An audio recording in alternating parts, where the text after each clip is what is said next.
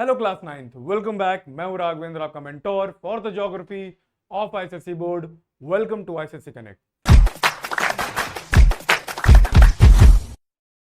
हम लोग आज देख रहे हैं स्ट्रक्चर ऑफ अर्थ। हम लोग ने स्ट्रक्चर ऑफ अर्थ में क्रस्ट मेंटल कोर पहले ही डिस्कस कर रखा है।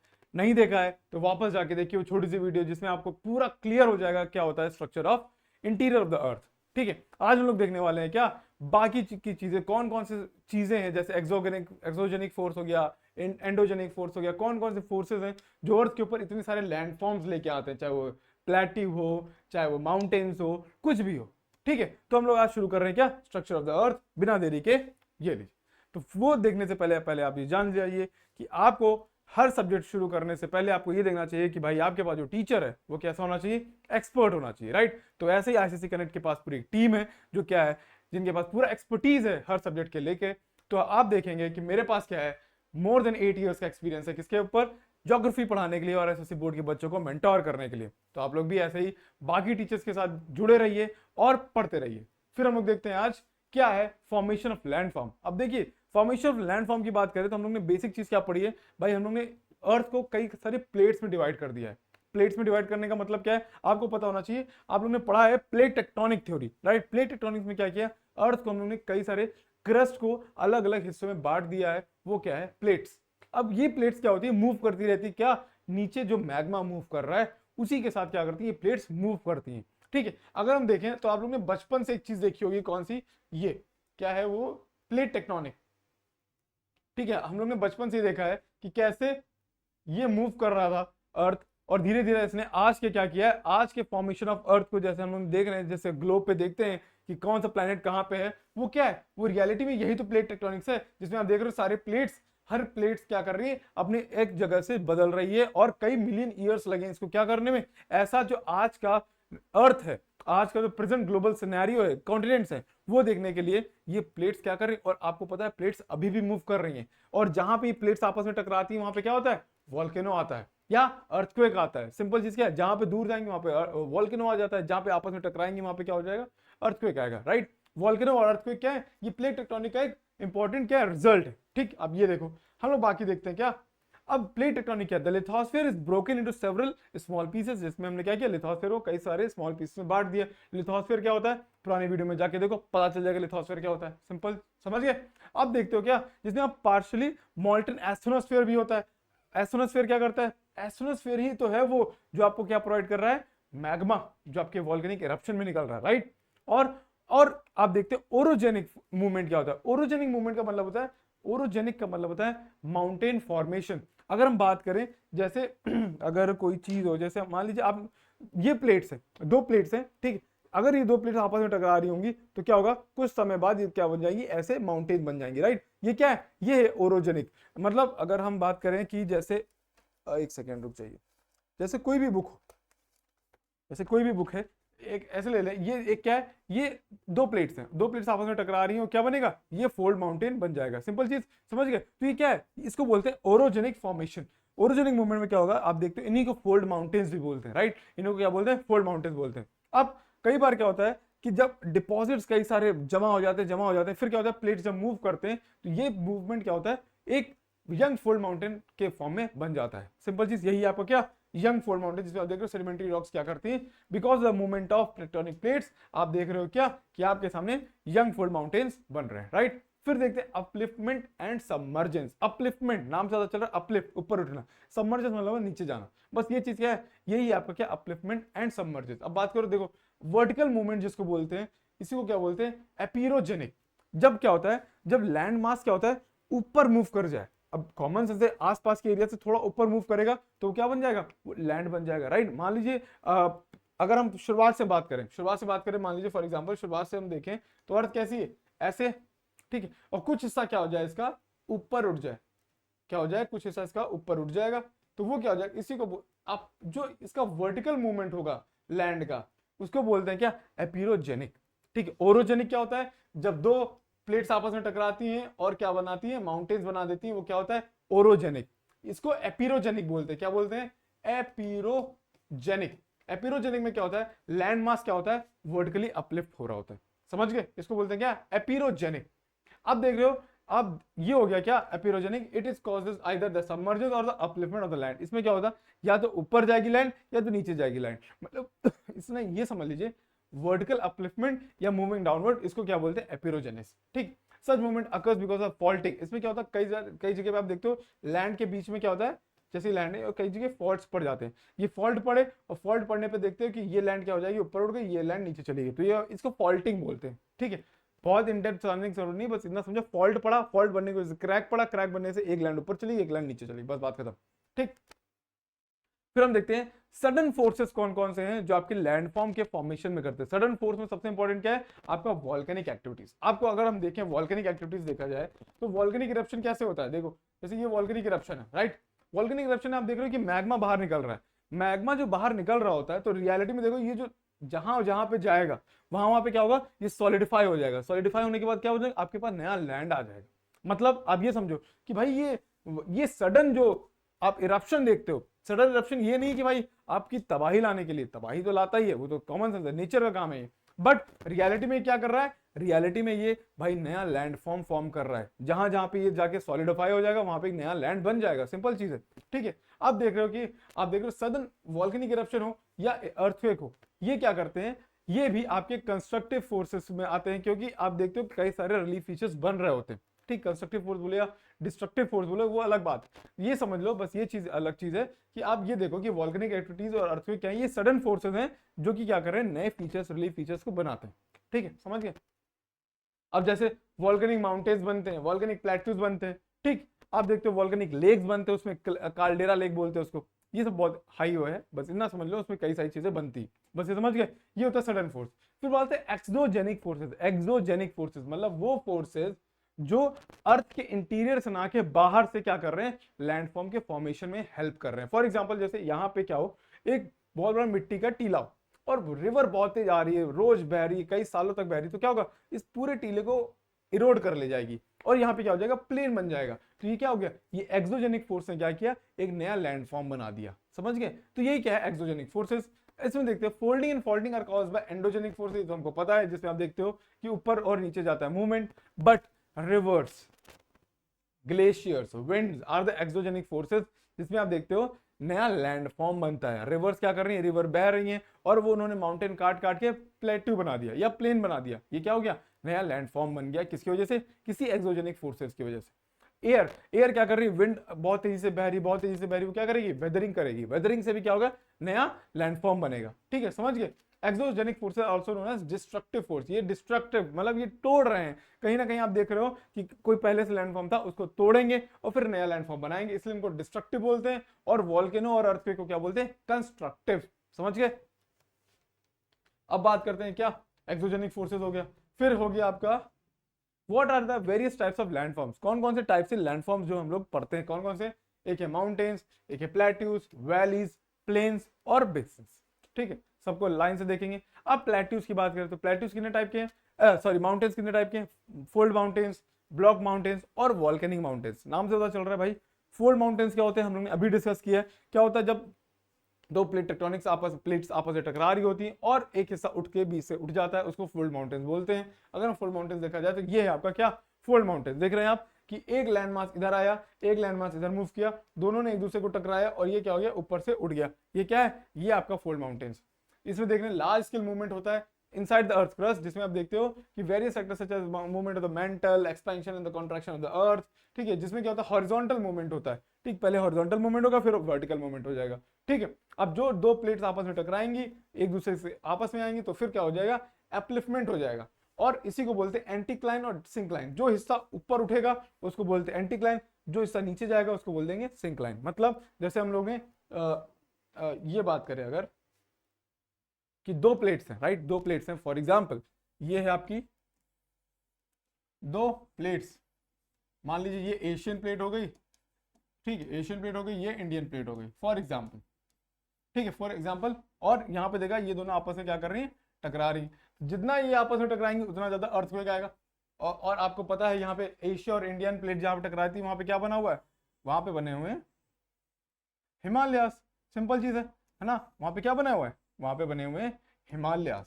इसीलिए आप अक्सर देखते हो कि हिमालयास में सुनने में आता है और हिमालय कंट्रीज में कि भाई अर्थक्वेक आया, चाहे वो नेपाल में आया हो, चाहे वो भूटान में आया हो, चाहे वो इंडिया के किसी भी हिमालयन स्टेट पे आया हो, या चाइना में आया हो, या पाकिस्तान में आया हो, जहां जहां पे हिमालयाज हैं वहां पे आप अर्थक्वेक देख रहे हो। क्यों? क्योंकि दो प्लेट्स आपस में क्या हो रही, टकरा रही। सिंपल चीज समझ गए। ये हो गया आपका प्लेन, क्या हो गया, फोल्ड माउंटेन्स। अब जो फोल्ड माउंटेन्स में ये जो हिस्सा ऊपर जाता है, ठीक है, अब जैसे ये फोल्ड माउंटेन, ये ऊपर गया, ये नीचे गया, ये ऊपर गया, ये नीचे गया, ये फोल्ड है रियलिटी में, ये फोल्ड। तो जो ऊपर वाला जाता है इसको बोलते हैं हम लोग एंटीक्लाइन, ठीक है, जो नीचे जाता है उसको बोलते हैं सिंक्लाइन। बस यही है सिंपल चीज, और कुछ नहीं। समझ गए? ये एंटीक्लाइन हो गया और सिंक्लाइन हो गया। ये हो गया आपके फोल्ड माउंटेन्स, राइट। चलिए अब आता है क्या, ब्लॉक माउंटेन्स। ब्लॉक माउंटेन्स आपको पता है ये फॉल्टिंग की वजह से होता है। फॉल्टिंग मतलब जैसे दो ये आपका एक पूरा लैंड मास था और इसमें कहीं से क्या हो जाए, फॉल्ट आ जाए, ठीक है। फॉल्ट आने की वजह से देखोगे ये सब ऊपर हो गया, ये सब नीचे चला गया, इसी को बोलते हैं क्या, फॉल्टिंग। और इसी में रिफ्ट वैलीज भी बनती है, ठीक है, अभी हम लोग रिफ्ट वैलीज देखेंगे, ठीक है। Block mountains are found because of faulting mountains. इसमें आप देखते हो दो टेक्टोनिक प्लेट एक दूसरे से दूर जाती हैं, ठीक है, जिसकी वजह से क्रैक पड़ जाता है किसमें, सरफेस में। अब इसमें क्या होता है, व्हेन पैरेलल क्रैक्स या फॉल्ट होता है तो एक स्ट्रिप ऑफ लैंड जो होती है वो क्या हो जाती है, ऊपर उठ जाती है, और जो बगल वाली होती है वो नीचे चली जाती है, ठीक है। उसी को बोलते हैं क्या, अपवर्ड मूवमेंट जिसको बोलते हैं उसको बोलते हैं होर्स्ट, और जो नीचे जाता है उसको ग्रेबन बोलते हैं, राइट, होर्स एंड ग्रेबन। अब block mountains are formed by the crust of the earth sing, ये हो गया, ये आप लोग समझिए।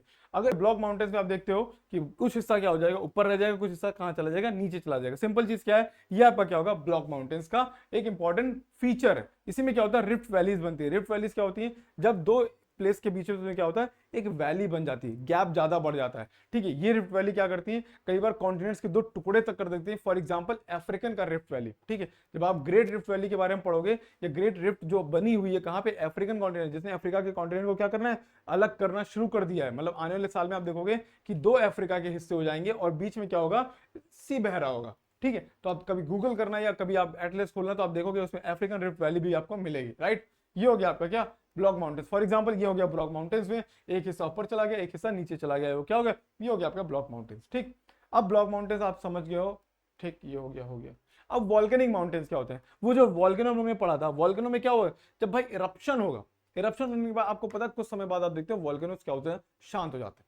वो जब उसके जो मैग्मा है, लावा है, वो जब क्या हो गया, पूरा सॉलिडिफाई हो जाएगा, तो वो क्या बन जाता है, एक माउंटेन के फॉर्म में हो जाता है। जैसे अभी तो निकल रहा है, ये जैसे लैंड है, क्या होगा, ये निकल रहा है, फिर कुछ समय बाद देखोगे ये सॉलिडिफाई हो जाएगा। सॉलिडिफाई होने के बाद देखते हो कि ये ऐसा हो जाएगा, फिर कुछ समय बाद और फिर आप देखते हो धीरे धीरे ये ऐसा बन जाएगा, राइट। तो आप देखते हो इसको बोलते हैं क्या, वॉल्केनिक माउंटेन, राइट। इसके बहुत सारे एग्जांपल है, माउंट फिजी जापान में है, माउंट किलिमंजारो अफ्रीका में है, ठीक है। अब ये सब क्या है, ये वो वॉल्केनोज हैं जो पहले बहुत तेज बर्स्ट हुए, उसके बाद सॉलिडिफाई हो गए और उसके बाद वो माउंटेन के फॉर्म में हो गए, ठीक है। इसको बोलते हैं क्या, वॉल्केनिक माउंटेन।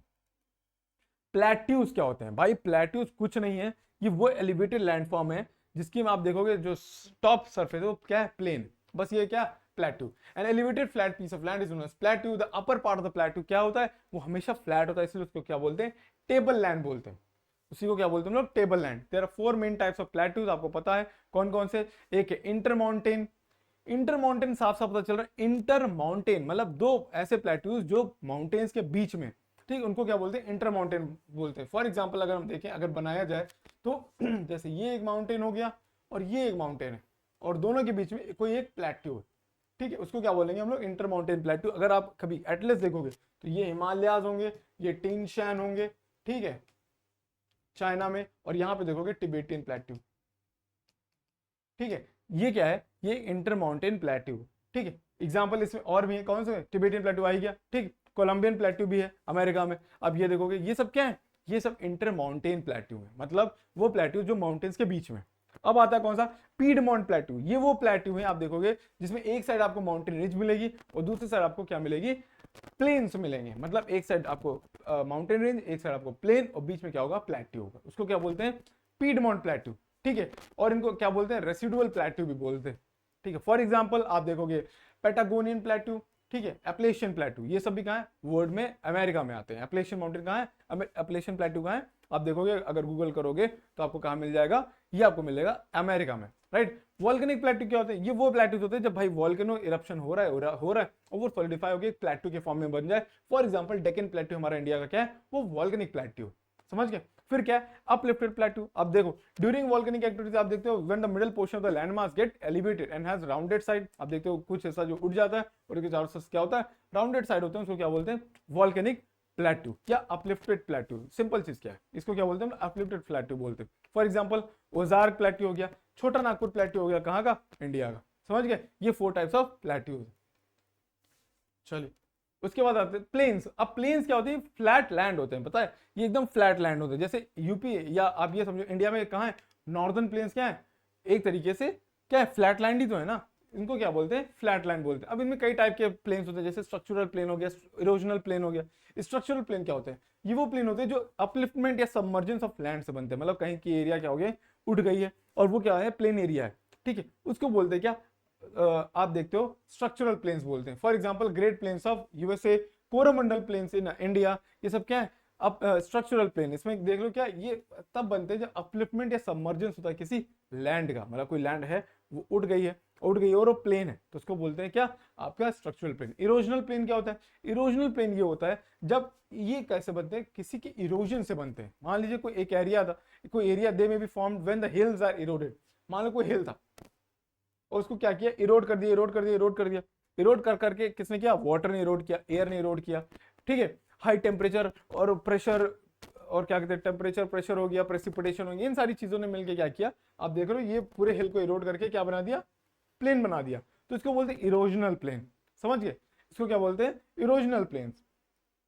फिर आता है आपका डिपोजिशनल प्लेन। जैसे इरोजनल हो रहा है, अब मान लीजिए कोई चीज इरोजन, मान लीजिए कोई हिल था, हिल ने क्या किया इरोजन वाटर आया उसने इरोड कर दिया, उसको एक प्लेन बना दिया।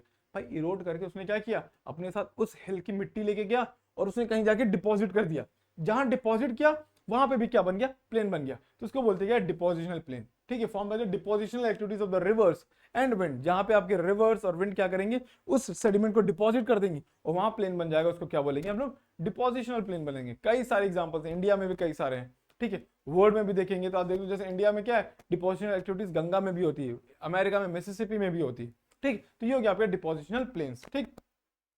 फिर आता वैलीज। अब वैलीज क्या है, valleys are the form because of both tectonic and erosional force. आप देखते हो भाई ये माउंटेन और ये माउंटेन्स के बीच में क्या होती है वैलीज होती है, राइट। ये वैलीज होती है कि नहीं, वैलीज क्या होती है डीप होती है, ठीक है। और ये या तो रिवर के इरोजन से भी बनती या फिर टेक्टोनिक प्लेट, जब आप देखते हो प्लेट्स मूव कर रही तो बीच में क्या बन जाती वैलीज बन जाती, वो भी हो सकता है। तो ये दो रीजन है किसके आपकी टेक्टोनिक और इरोजनल फीचर फोर्सेज हैं जो आपके वैलीज बनाते हैं, ठीक है। अब आप देखते हो बेसिन कैसे बनती है, बेसिन हमेशा से depositional activities of a river बनेगी। जो रिवर जैसे हम लोग बोलते हैं ना गंगा रिवर बेसिन, तो क्या रियलिटी में क्या है गंगा रिवर बह रही है, उसने क्या किया अपने सेडिमेंट्स को बिखेर दिया और वो गंगा रिवर बेसिन बन गए। समझ गए, तो ये हमेशा कैसे बनेगी डिपोजिशनल एक्टिविटी से ही बनेगी, ठीक समझ गए।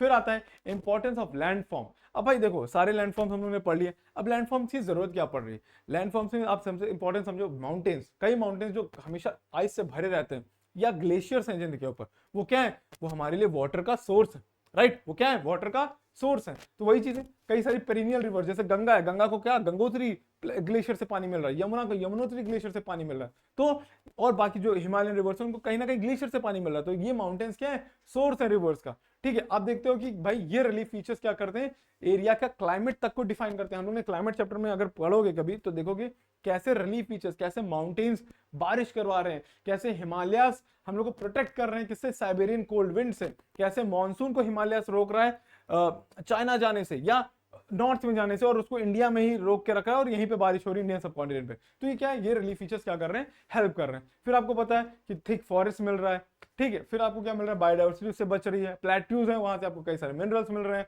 आप देख रहे हो ब्लैक सॉइल है which is suitable for cultivation, बहुत सारी चीजें जो क्या कर रहे हैं आपको लैंडफॉर्म से मिल रहा है। मतलब लैंडफॉर्म खाली आप ये सोचो कि सामने माउंटेन है सामने प्लेट्यू है खाली वो देखने के लिए नहीं, वो बहुत इंपॉर्टेंट भी है हमारे लिए, ठीक। अर्थ पे नेचुरली कोई भी ऐसी चीज नहीं जो खराब, हर चीज का कोई ना कोई बेनिफिट जरूर है, ठीक है। तो हम लोगों ने क्या कर लिया है सारे लैंडफॉर्म्स को डिस्कस कर लिया, इंपॉर्टेंस देख लिया।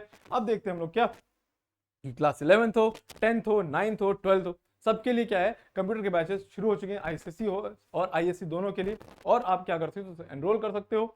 आईसीएससी के लिए जो अर्ली बर्ड डिस्काउंट है वो 4090 का है और आईएससी के लिए है 990 का। इसमें आप क्या कर सकते हो एनरोल करो और अपने डेली आप क्लासेस जब आपकी क्लासेस होंगी तो आप क्या करोगे इसमें 1-to-1 डिस्कशन कर सकते हो और अपने डाउट्स को क्लियर कर सकते हो। तब तक के लिए bye bye, take care, thank you.